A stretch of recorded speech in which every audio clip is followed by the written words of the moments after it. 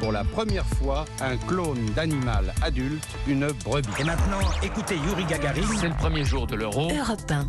Il est 7h24 sur Europe 1, c'est l'heure du jour où votre plongée quotidienne dans la boîte à souvenirs d'Europe 1. Bonjour Elam Medjahed. Bonjour à tous. Une page sombre ce matin, vous revenez sur le 27 mars 1996. Ce jour-là, 7 moines trappistes français sont enlevés dans leur monastère près du village de Tibérine en Algérie par un groupe armé.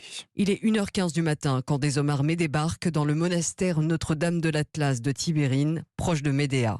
7 ont donc été enlevés, 2 ont réussi à échapper aux ravisseurs en se cachant dans le monastère. En soutien au peuple algérien, les moines rescapés décident de rester dans le monastère malgré la menace terroriste. Partir au moment du danger en laissant des amis avec lesquels on a partagé tant de choses, c'est vu par beaucoup comme une espèce de trahison, d'abandon. Ils ne se sentent pas le cœur de le faire. L'espoir de retrouver les 7 moines enlevés vivants s'éloigne 58 jours plus tard. Le GIA, le groupe islamique armé, annonce leur exécution dans un communiqué.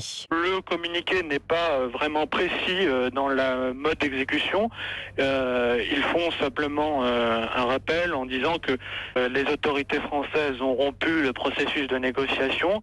Alors malgré ce communiqué envoyé une radio marocaine par les islamistes, on appelle à la prudence du côté de la France. Oui, le Quai d'Orsay reste prudent et veut authentifier le document.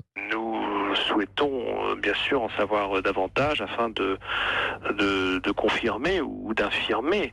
Nous l'espérons encore, cette nouvelle. Mais les têtes des moines français sont retrouvées une semaine plus tard à 4 km au nord-ouest de Médéa. Réaction du président Jacques Chirac sur Europe 1. Elle ne peut que provoquer l'horreur chez tous les êtres humains dignes de ce nom. 13 ans après le drame, l'enquête française montre le rôle trouble de l'armée algérienne.